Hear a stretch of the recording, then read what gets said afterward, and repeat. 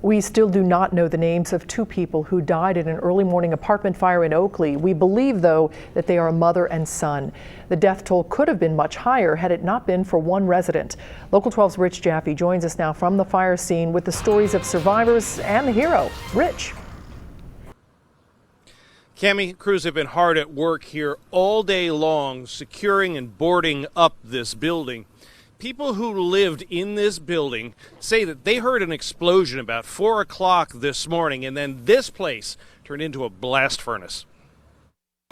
Many of the residents of this building owe their lives to a married couple who lived on the 3rd floor.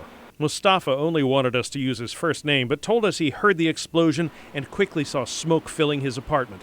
He and his wife went out their 3rd floor balcony and climbed down. They then went about pounding on doors, yelling fire, and helping others climb to safety. I did not think about my safety. I was trying to just save people as much as I can, whoever I can. One of those rescues was Vince Igo and his roommate. Living next door to where the fire started in the basement, both men have lots of challenges.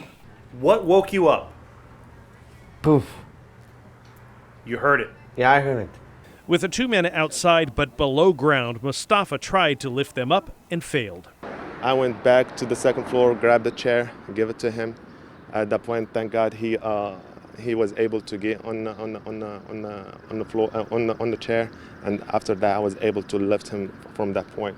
And same thing to the gentleman that he was with him. Many people, including Vince's brother Bob, are thankful. I can see by the damage, and the fire was coming through the door. The steel door is melted on the inside. If this gentleman had not come when he did, it would have been a totally different reality now. Bob met Moustapha this morning. I got to meet him, and I told him he's my hero. He saved my brother's life, he saved his roommate's life, and other people in the building, and he just did it because that was what needed to be done.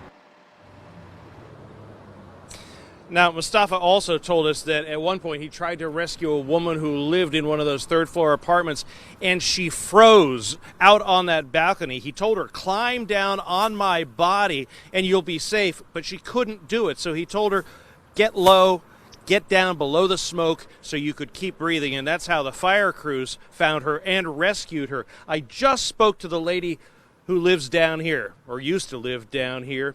She told me that same thing that happened with Vince. She was pretty well trapped down below ground here while that fire is raging, and her door looks just like Vince's door in there. She told me it was Moustapha's wife that reached over here, grabbed her, and managed to pull her to safety. Clearly, these were selfless, very, very caring and brave individuals. In Oakley, Rich Jaffe, Local 12 News. Cammie? Yeah, heroes for sure. And I know that you know Bob Igo from when he used to work here at Local 12 and how close he is to his brother Vince. And I'm so glad that everything turned out okay and that Vince is all right tonight. Absolutely. And again, if it hadn't been for Moustapha and his wife, it would have been an entirely different story that we're telling here tonight. Wonderful people. Rich Jaffe, thank you. Still no word yet on what caused the fire, but when we do get an answer or the names of the victims, we will let you know.